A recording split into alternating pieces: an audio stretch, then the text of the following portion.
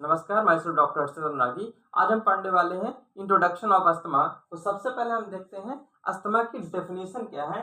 So according to Harrison edition 22 page number 2215 chapter number 298, यहाँ पर Harrison कहती है कि asthma is a disease which is characterized by episodic airway obstruction, airway hyper responsiveness usually accompanied by airway inflammation. तो यहाँ पर जो Harrison कह रही है कि अस्थमा इज अ डिसीज, तो अस्थमा किस टाइप की डिसीज है, एक्यूट डिसीज है या फिर क्रोनिक डिसीज है। तो हम सब जानते हैं कि asthma is a chronic disease, और हैरिसन कहती है asthma is a most common chronic disease. ठीक है, इतनी बात क्लियर हो गई कि asthma is a chronic disease. आगे बढ़ते हैं। Asthma is a disease which is characterized by episodic. Episodic का मतलब क्या है कि अस्थमैटिक जो पेशेंट्स होते हैं उसमें अस्थमा के अटैक्स हमेशा देखने को नहीं मिलते हैं, कभी कभी देखने को मिलते हैं। जैसे सीजर्स के अटैक हमेशा देखने को नहीं मिलते हैं। आगे, asthma is a disease which is characterized by episodic airway obstruction. Airway obstruction का मतलब क्या है कि सपोज ये एयरवे है, एयरवे के अंदर क्या होती है, स्मूथ मसल होती है। स्मूथ मसल कॉन्ट्रैक्ट होकर एयरवे को इतना नैरो कर देती है कि एयर के मूवमेंट में रिकॉर्ड पैदा हो जाए, उसे हम क्या बोलते हैं, एयरवे ऑब्स्ट्रक्शन।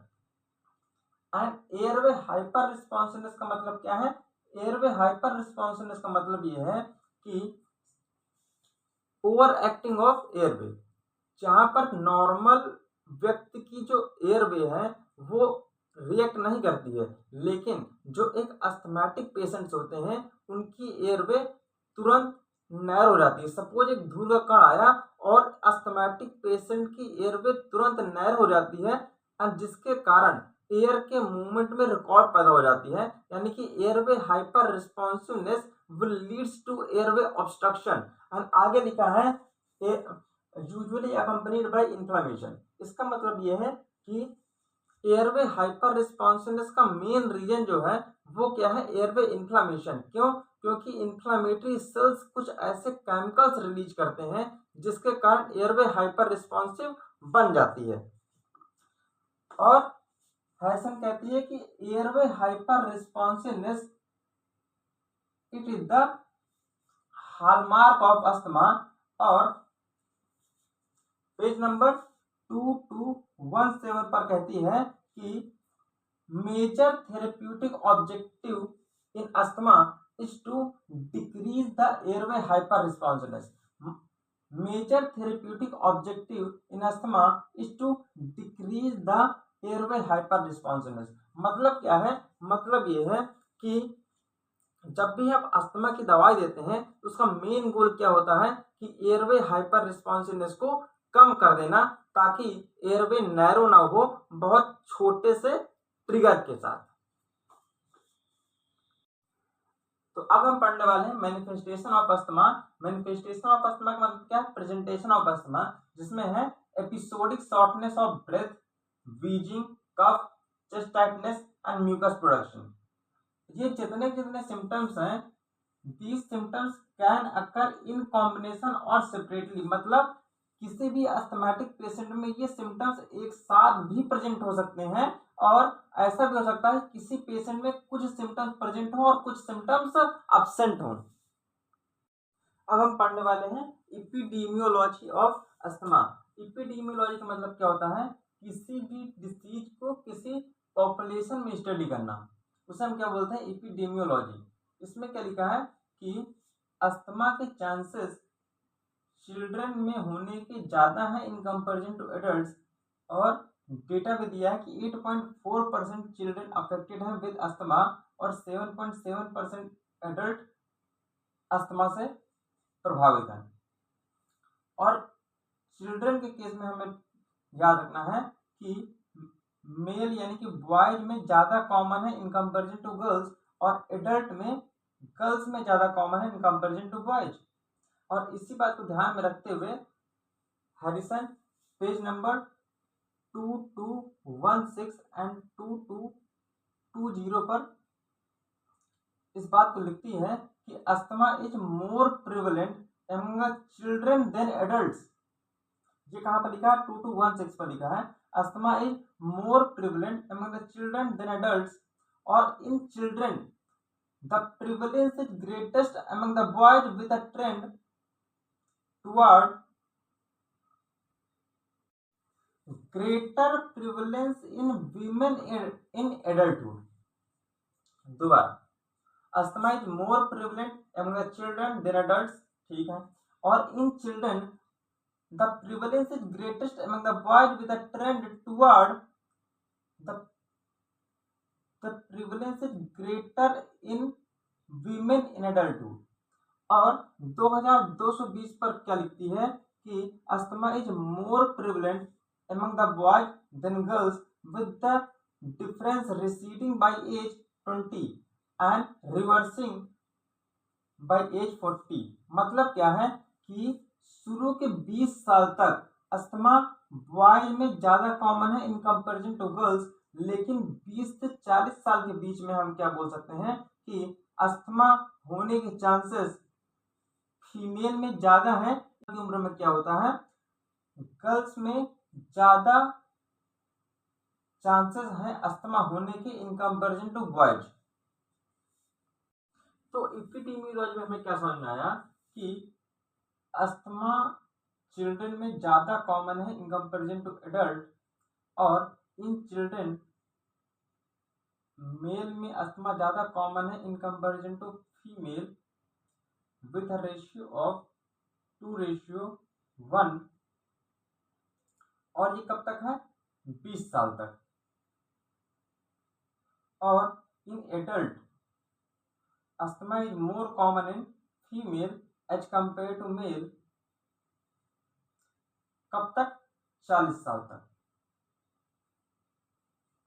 ठीक, हैरिसन इसके बारे में रीजन देती है कि चिल्ड्रन में मेल में ज्यादा कॉमन क्यों है।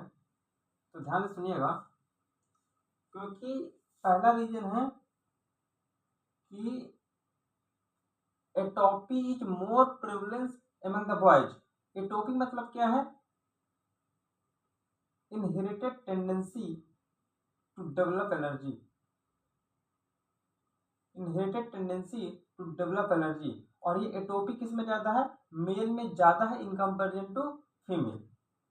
और एयरवे साइज जो होती है, एयरवे साइज जो होती है वो क्या होती है?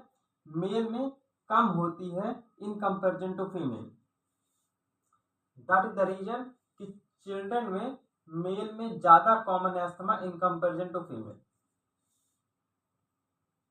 अब हम पढ़ने वाले हैं ट्रिगर्स ऑफ अस्थमा, मतलब कि ऐसे कौन कौन से फैक्टर हैं जो अस्थमा के अटैक के लिए रिस्पॉन्सिबल हैं। जिसमें है पहला aspirin, beta blockers, allergens, hormonal changes, exercise and cold and dry air. These are the triggers of asthma. अब हम पढ़ने वाले हैं difference between extrinsic and intrinsic asthma. तो एलर्जी के इन्वॉल्वमेंट के बेसिस पर अस्थमा को दो भागों में डिवाइड किया गया है, extrinsic asthma and intrinsic asthma. Extrinsic asthma को एटोपिक अस्थमा भी बोलते हैं, इसको नॉन एटोपिक अस्थमा भी बोलते हैं। तो चलिए देखते हैं क्या क्या डिफरेंसेस हैं। Extrinsic asthma is associated with allergy, yes, जबकि इंट्रिंसिक अस्थमा में और may not be associated with allergy, और मोस्ट ऑफ द केसेस में हमारे पास क्या होता है, ये एलर्जी से एसोसिएटेड नहीं होता है। सीरम आईजीई का लेवल एक्सट्रिंसिक अस्थमा में ज्यादा होता है, जबकि इंट्रिंसिक अस्थमा में नॉर्मल होता है। फैमिली हिस्ट्री के बारे में अगर हम बात करें तो एक्सट्रिंसिक अस्थमा में फैमिली हिस्ट्री प्रेजेंट होती है, जबकि इंट्रिंसिक अस्थमा में फैमिली हिस्ट्री अब्सेंट होती है। एज ऑफ ऑनसेट के बारे में अगर हम बात करें तो एक्सट्रिंसिक अस्थमा में चाइल्डहुड ऑनसेट देखने को मिलता है, और जो पीक एज होती है वो 3 साल की होती है, जबकि इसमें इंट्रिंसिक के केस में एज ऑफ ऑनसेट में क्या देखने को मिलता है, एडल्ट ऑनसेट देखने को मिलता है। प्रोग्नोसिस के बेसिस पर अगर हम इनमें डिफरेंस देखें तो एक्सट्रिंसिक अस्थमा में गुड प्रोग्नोसिस देखने को मिलती है। प्रोग्नोसिस मतलब क्या होता है, outcome of a disease.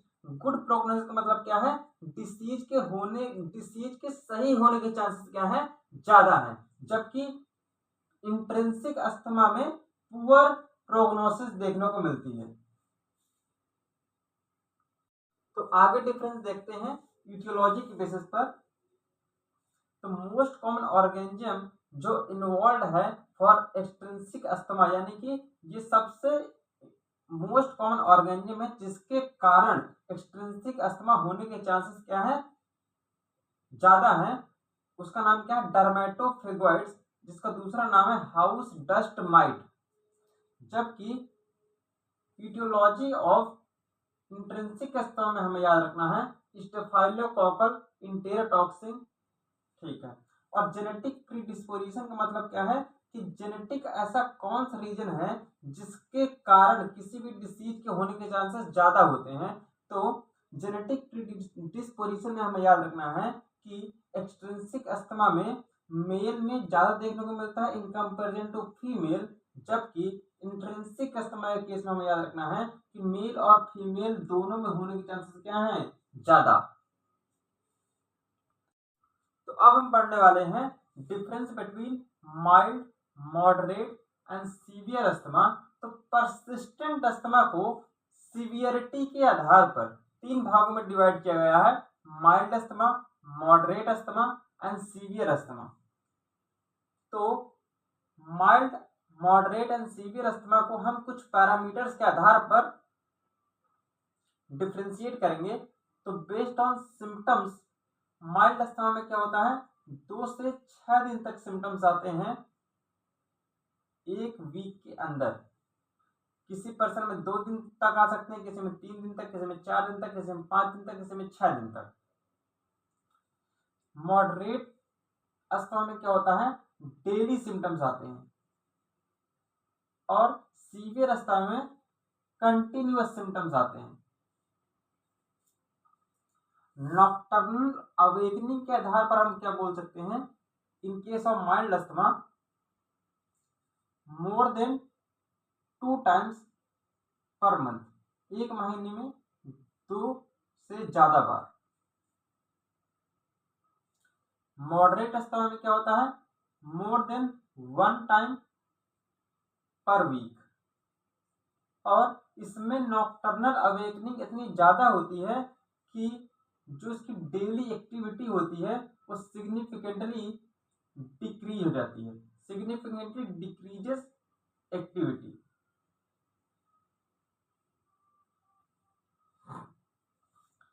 Peak expiratory flow rate variability के अकॉर्डिंग अगर हम बात करें, इसमें लेस देन 30% और मॉडरेट और सीवियर में more than 30% peak expiratory flow rate देखने को मिलता है। पीक एक्सपायरेटरी फ्लो रेट का मतलब क्या है, maximum speed of air forcefully exhaled from the lungs. और इसका एक फॉर्मूला होता है volume of air divided by time. कितने टाइम में कितनी वॉल्यूम ऑफ एयर आप फोर्सफुली बाहर निकाल सकते हो, जिसकी नॉर्मल वैल्यू है 450 से 550 लीटर पर मिनट इन मेल। और इसको कैसे नापते हैं, इसको मेजर करते हैं राइट पीक फ्लो मीटर से। और based on post expiratory volume in 1 second, normally हम क्या होता है, नॉर्मल जो पर्सन होते हैं उसमें हम 70 से 80% एयर को फोर्सफुली 1 सेकेंड के अंदर एक्सहेल कर सकते हैं। तो माइल्ड अस्थमा में मोर देन 80% प्रिडिक्ट किए गए हैं FeV1 की वैल्यू। मॉडरेट में 60 to 80% प्रिडिक्ट की गई है, जबकि सीवियर अस्थमा में लेस देन 60% FeV1 की वैल्यू प्रिडिक्ट की गई है।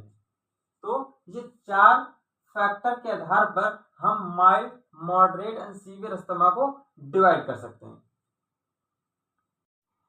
तो अब हम पढ़ने वाले हैं difference between acute exacerbation of asthma and impending respiratory failure. तो पहला difference based on breathlessness at rest, मतलब जब आप कोई एक्सरसाइज नहीं कर रहे हो, रेस्टिंग कंडीशन में ही सांस फूल रही है, दोनों में फूलती है। इम्पेंडिंग रेस्पिरेटरी फेलियर और एक्यूट एक्सजर्बेशन ऑफ अस्थमा दोनों ही केसेस में ब्रेथलेसनेस एट रेस्ट देखने को मिलता है। स्पीच के बारे में अगर हम बात करें तो एक्यूट एक्सजर्बेशन ऑफ अस्थमा का जो पेशेंट होता है वो सेंटेंस नहीं बोल पाता, वो वर्ड्स बोलता है। लेकिन इम्पेंडिंग रेस्पिरेटरी फेलियर वाला जो पेशेंट होता है वो कुछ नहीं बोलता है, साइलेंट रहता है। आप पूछोगे कि उससे क्या दिक्कत है, वो कुछ बोलेगा ही नहीं। ओरिएंटेशन ऑफ पेशेंट के आधार पर अगर हम बात करें तो पेशेंट इसमें एजिटेटेड रहता है। एजिटेटेड का मतलब क्या होता है कि बहुत ज्यादा घबराया हुआ आपको देखने को मिलेगा, जबकि इसमें कंफ्यूज रहता है। वीचिंग साउंड के आधार पर अगर हम बात करें तो वीचिंग साउंड के आधार पर इसमें वीचिंग साउंड प्रेजेंट रहती है एक्यूट एक्सजर्बेशन ऑफ अस्थमा में, लेकिन इम्पेंडिंग रेस्पिरेटरी फेलियर में साइलेंट चेस्ट देखने को मिलती है।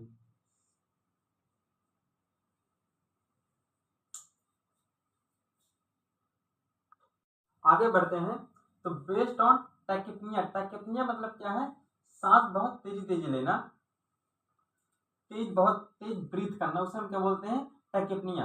तो टैकिपनिया दोनों ही कंडीशन में देखने को मिलती है, एक्यूट एक्सजर्बेशन ऑफ अस्थमा में भी और इम्पेंडिंग रेस्पिरेटरी फेलियर में भी। हार्ट रेट के बारे में अगर हम बात करें, हार्ट रेट इंक्रीज होती है, इसमें भी इंक्रीज होती है, लेकिन इसके कंपैरिजन में कम इंक्रीज होती है। इसलिए हम बोल सकते हैं यहाँ पर टैकीकार्डिया और यहाँ पर हम बोल सकते हैं रिलेटिव ब्रैडीकार्डिया। पल्सस पैराडॉक्सस, जब भी हम ब्रीथ करते हैं तब हमारे पास क्या होता है, तब ब्लड प्रेशर क्या होता है, कम होता है। ये एक नॉर्मल कंडीशन है। लेकिन अस्थमा के पेशेंट में क्या होता है, जब भी आप ब्रीथ करते हो तब ब्लड प्रेशर बढ़ता है। यानी कि pulsus paradoxus it present in the acute exacerbation of asthma but in impending respiratory failure pulsus paradoxus is absent।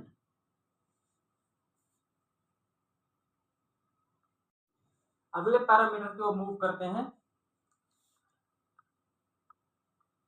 अगले पैरामीटर की ओर मूव करते हैं based on partial pressure of oxygen. तो partial pressure of oxygen and partial pressure of carbon dioxide both are same in the case of acute exacerbation of asthma and impending respiratory failure. Partial pressure of oxygen की जो value होती है दोनों ही case में less than 60 millimetre of mercury देखने को मिलती है, और partial pressure of carbon dioxide की जो वैल्यू है वो less than 40 millimetre of mercury देखने को मिलती है। और PEFR का मतलब क्या है, पीक एक्सपायरेटरी फ्लो रेट। इसका मतलब मैंने बताया था अभी, maximum speed of air forcefully exhaled from the lungs, और ये इनवर्सली प्रोपोर्शनल होती है एयरवे रेजिस्टेंस के। तो जैसे ही आप एयरवे रेजिस्टेंस बढ़ाओगे वैसे इसकी वैल्यू कम हो जाएगी। Based on peak expiratory flow rate variability हमने डिवाइड किया था mild, moderate and severe asthma को, लेकिन यहाँ पर हम क्या कर रहे हैं, एक्यूट एक्सजर्बेशन ऑफ अस्थमा और इम्पेंडिंग रेस्पिरेटरी फेलियर को कंपेयर कर रहे हैं based on peak expiratory flow rate, जिसकी value in case of acute exacerbation of asthma में 25 to 40 लीटर पर मिनट देखने को मिलती है, और इम्पेंडिंग रेस्पिरेटरी फेलियर में लेस देन 25 लीटर पर मिनट होती है।